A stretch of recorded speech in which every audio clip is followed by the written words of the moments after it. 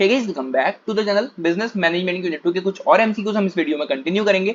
उम्मीद करता हूं आपने इससे पहले वाले पार्ट्स देख लिए होंगे। अगर आपने वो पार्ट्स नहीं देखे तो एक प्लेलिस्ट बनी हुई है एमसीक्यूज ऑफ बिजनेस मैनेजमेंट करके, वहां से जाके हम उनको देख सकते हैं। राइट, तो बात करते हैं इस वीडियो के सबसे पहले क्वेश्चन की। क्वेश्चन नंबर 1 है, procedure of planning should be started in which determination of work. जो प्लानिंग का प्रोसीजर होता है, जो प्रोसेस होता है, वो शुरू होता है किस चीज के साथ? पॉलिसीज के साथ, रिएक्शंस के साथ, ऑब्जेक्टिव एंड गोल के साथ, या फिर none of these.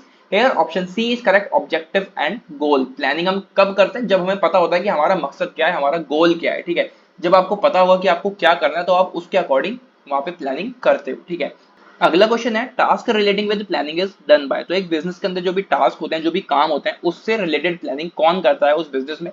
Top level management, middle level management, lower level management, या फिर all of the above. Here option A is correct, top level management. Upper level management भी हम इसको कह सकते हैं, हमने ये पहले जाना भी है कि जो अपर लेवल मैनेजमेंट होता है या फिर टॉप लेवल मैनेजमेंट होता है उसमें सारे सीईओज वगैरह आते हैं। ठीक है, फिर मिडिल लेवल की अगर हम बात करें तो उसमें सारे सुपरवाइजर्स आते हैं। उसके बाद लोअर लेवल अगर हम जाए तो वो सारे सबऑर्डिनेट्स होते हैं जो कि काम कर रहे होते हैं। ठीक है, तो प्लानिंग हो रही है टॉप लेवल मैनेजमेंट से, फिर वो सुपरवाइजर्स तक जा रही है या फिर मैनेजर्स तक जा रही है। मैनेजर्स के अंडर में जो सबऑर्डिनेट्स यानी कि लोअर लेवल वाले वर्कर्स काम कर रहे हैं वो उस काम को करते हैं प्लान के अकॉर्डिंग। अगला क्वेश्चन है, programming is a mixture of element like policies, activities, plans of actions, principles and supervision. ठीक है, this statement is given by. तो प्रोग्रामिंग एक मिक्सचर है किस किस चीज का? पॉलिसीज का, एक्टिविटीज का, प्लान ऑफ एक्शंस का, प्रिंसिपल्स और सुपरविजन का। ये स्टेटमेंट किसने दी है? बिली ए गोएट्स ने, Koontz and O'Donnell, Elton Mayo, या फिर George R Terry. Here option B is correct, Koontz and O'Donnell. तो आपको यहाँ से एक डेफिनेशन भी पता चल गई। ठीक है, अगर आपसे क्वेश्चन पूछ लिया जाए कि प्रोग्रामिंग क्या है तो ऑप्शन अगर आपको मिलेंगे कि वो मिक्सचर है इन चीजों को तो आप वहां पर आंसर दे पाओगे। ठीक है, वैसे इस तरह के क्वेश्चन एग्जाम में नहीं पूछे जाते कि ये स्टेटमेंट किसने दिया, पर यहाँ से आपको एक चीज पता चल जाती है कि प्रोग्रामिंग क्या है। ठीक है, तो वो चीज आपको यहाँ से पता चल गई, इस तरह से वहां पर एमसीक्यू बन सकते हैं। राइट, लेकिन ऐसा नहीं पूछेंगे कि स्टेटमेंट किसने दिया, बहुत कम ऐसे क्वेश्चन आते हैं। नेक्स्ट है, programme is a sequence of activities which aim implementing actions of the policies to accomplish the objectives. Who said this? तो ये स्टेटमेंट अब किसने दिया है, फिर किसने ये बात कही है? ल्यूइस ए एलन ने, हर्ले, न्यूमैन, या फिर none of these. Here option A is correct, Lewis A Allen. ठीक है, तो इन्होंने ये बात बोली थी। आगे बढ़ते हैं, decision making is a. Decision making क्या है? डिसीजन प्रोसेस है, मेंटल प्रोसेस है, प्राइमरी फंक्शन है, या फिर नन ऑफ दीज। अब डिसीजन प्रोसेस तो हम नहीं कहेंगे, डिसीजन मेकिंग को डिसीजन प्रोसेस हम नहीं कहेंगे। ठीक है, ऐसा कुछ नहीं होता। मेंटल प्रोसेस हम इसको कहेंगे क्योंकि वो मेंटली सब चीजें हो रही है। ठीक है, वो ब्रेन के थ्रू वो सब चीजें सोची जा रही है, मेंटली वो सब चीजें सोची जा रही है, तो एक मेंटल प्रोसेस होता है। ठीक है, डिसीजन आप सोचकर ही तो लेते हो, इसलिए हम यहाँ पर कहेंगे मेंटल प्रोसेस होता है डिसीजन मेकिंग।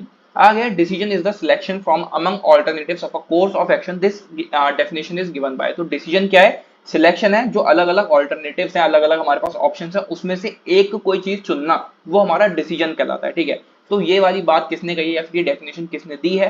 बिली ए गोएट्स ने, कून्स एंड ओडोनेल ने, एल्टन मेयो ने, या फिर जॉर्ज आर टेरी ने। Here option B is correct, Koontz and O'Donnell. तो उन्होंने ये बात बोली थी। आगे है, decision making is the selection based on some criteria from two or more possible alternatives who gave the above definition. तो अगेन वो डेफिनेशन आ गई, और ये डेफिनेशन किसने दी है? बिली ए गोएट्स ने, कून्स एंड ओडोनेल ने, एल्टन मेयो ने, या फिर जॉर्ज आर टेरी ने। Here option D is correct, George R Terry ने ये बात बोली थी। ठीक है, तो वो मैंने आपको पहले ही बता दिया कि स्टेटमेंट किसने दिया, ऐसा नहीं पूछा जाता, पर आप ये ध्यान रखो कि डेफिनेशन क्या दी गई है। ठीक है, जैसे यहाँ पर आपको पता लगा कि डिसीजन मेकिंग क्या होती है, ठीक है, या फिर डिसीजन क्या होता है, तो ये सब चीजें पूछी जा सकती है आपसे। ये भले ही ना पूछे कि स्टेटमेंट किसने दी है, पर यहाँ से आपको नई चीज सीखने को मिल गई कि डिसीजन मेकिंग क्या होता है, डिसीजन क्या होता है, तो इन डेफिनेशन को आप ध्यान में रखना। ठीक है, इससे क्वेश्चन बन सकते हैं। आगे, the process of decision making is of. Process होता है डिसीजन मेकिंग का, उसको कौन करता है? मैनेजमेंट करता है, लोअर मैनेजमेंट करता है, टॉप मैनेजमेंट करता है, या फिर नन ऑफ द अबव। अभी हमने जाना कि जो टॉप मैनेजमेंट होता है वो करता है प्लानिंग सब चीजों की। ठीक है, लेकिन जो डिसीजन मेकिंग होती है उसको मैनेजमेंट करता है। ठीक है, मैनेजमेंट में टॉप मैनेजमेंट भी आएगा, लोअर भी आएगा और अपर भी आएगा, मतलब सब कुछ। The process of decision making is of. जो प्रोसेस होता है डिसीजन मेकिंग का, इसको कौन करता है? Management, lower management, top management, या फिर नन ऑफ द अबव। अभी हमने जाना था कि जो प्लानिंग होती है उसको करता है टॉप मैनेजमेंट। ठीक है, प्लानिंग कर रही है टॉप मैनेजमेंट, लेकिन जो डिसीजन मेकिंग है उसको मैनेजमेंट करता है। अब उसमें हम टॉप या फिर लोअर नहीं कहेंगे, उसमें पूरा एक मैनेजमेंट आएगा। ठीक है, चाहे वो टॉप हो, चाहे वो लोअर हो, चाहे वो मिडिल हो, सारे लेवल के मैनेजमेंट ही मिलकर डिसीजन मेकिंग करते हैं, मतलब साथ मिलकर ही वो डिसीजन मेकिंग करते हैं। तो हम यहाँ पर टॉप लोअर कुछ कैटेगराइज नहीं करेंगे, हम सीधा बोलेंगे मैनेजमेंट करता है डिसीजन मेकिंग का प्रोसेस। ठीक है, साथ मिलकर वो बैठकर बात करते हैं इस बारे में और डिसाइड करा जाता है सबके ओपिनियंस जानने के बाद। अगला क्वेश्चन है, which one of the following is the quantitative technique of decision making. Quantitative technique का मतलब है मैथमेटिकल स्टडी, मतलब कि उसमें सारे नंबर्स आते हैं। तो एक बिजनेस के अंदर जो पूरी चेन बनी हुई है, उस चेन में सब चीजें कितने नंबर्स में चल रही हैं, वो बेसिकली क्वांटिटेटिव टेक्निक होती है। ठीक है, तो इसमें से कौन सी वो क्वांटिटेटिव टेक्निक है? Brainstorming, Delphi technique, consensus mapping या फिर queuing theory. Hair option D is correct, queuing theory. ठीक है, तो एक बिजनेस के अंदर जो पूरी चेन होती है, उस चेन में कितने कस्टमर्स चल रहे हैं, कितने ऑब्जेक्ट वहां पर हैं, उन सब चीजों की नंबर्स में या फिर कह सकते हैं मैथमेटिकल स्टडी बताता है क्यूइंग थ्योरी। राइट।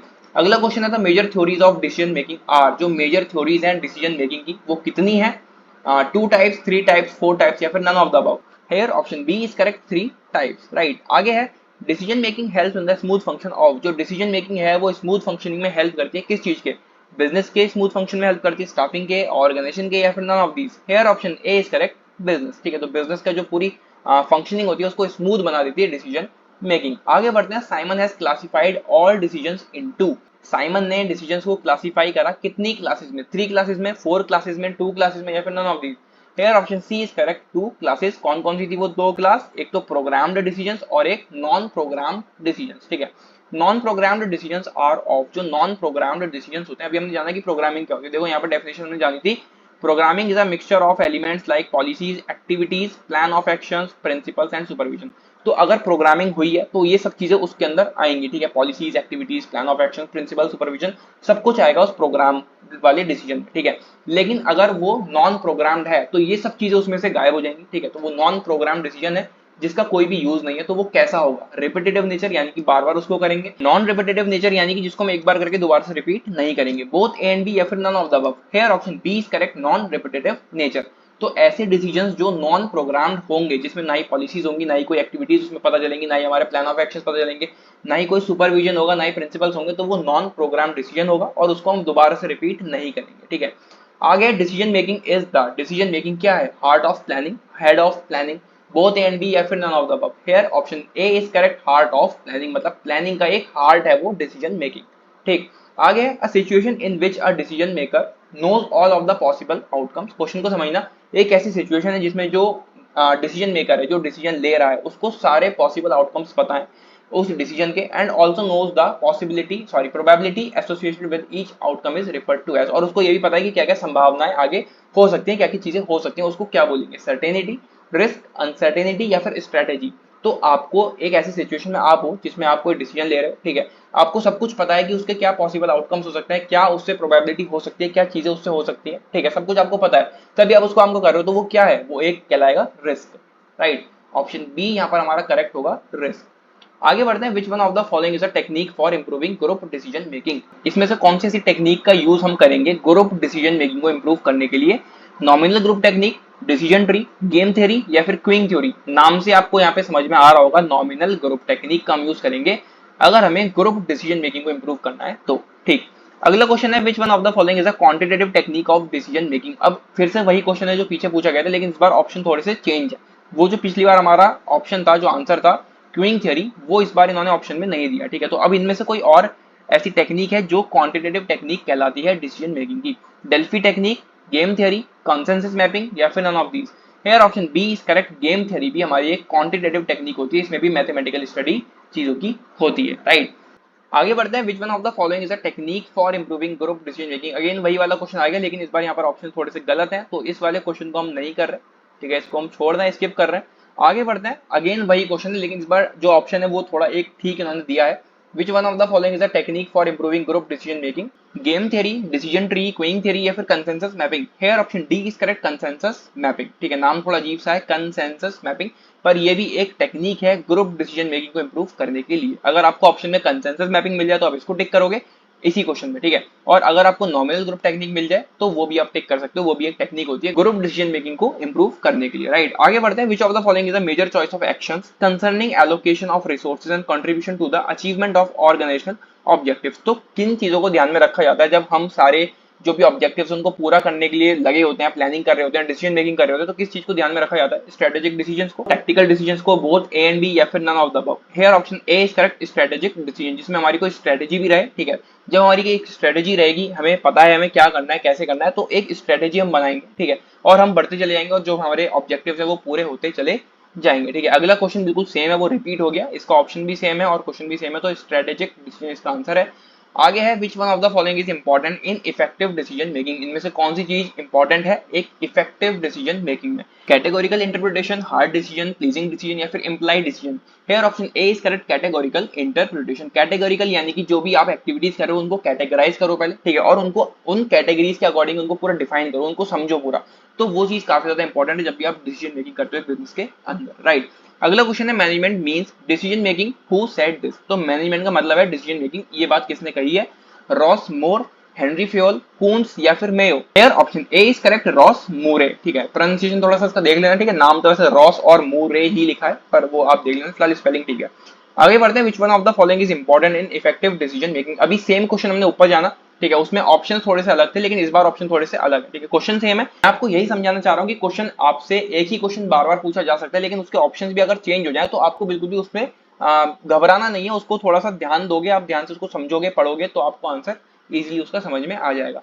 तो क्या चीज इंपॉर्टेंट है इफेक्टिव डिसीजन मेकिंग में? Pleasing decision, implied decision, considering other views या फिर none of the above? Here option C is correct, considering other views, मतलब जो दूसरा पर्सन है, एक ग्रुप डिस्कशन अगर वहां पे चल रहा है तो उन सभी के व्यूज को भी आपको ध्यान में रखते हुए वो डिसीजन मेकिंग करनी है। मतलब जो भी आप डिसाइड कर रहे हो, जो भी आपका डिसीजन होगा वो आप सबके व्यूज, सबके ओपिनियन जानने के बाद ही लोगे, राइट, अपनी आप वहां पर नहीं चला सकते।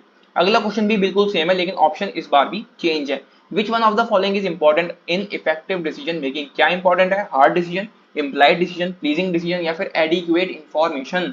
तो सिंपल सा आंसर है एडिक्वेट इंफॉर्मेशन। आपको जानकारी होनी जरूरी है, जिस भी चीज के बारे में आप डिसीजन कर रहे हैं, जिस भी चीज को लेकर आप डिसाइड कर रहे हैं कुछ, उसके बारे में आपको इन्फॉर्मेशन होनी जरूरी है, ठीक है। जो भी एक्टिविटीज वहां पर होनी है, जो भी ऑब्जेक्टिव्स आपके हैं, उन सब चीजों के बारे में जब आपको इन्फॉर्मेशन होगी तभी आप वहां पर अच्छी तरीके से डिसीजन बना पाओगे, ठीक है। तो ये थे कुछ और आगे के एमसीक्यूज बिजनेस मैनेजमेंट की यूनिट 2 के।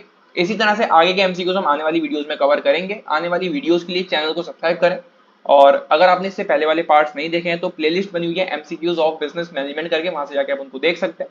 मिलते हैं अगली वीडियो में, till then take care and bye bye.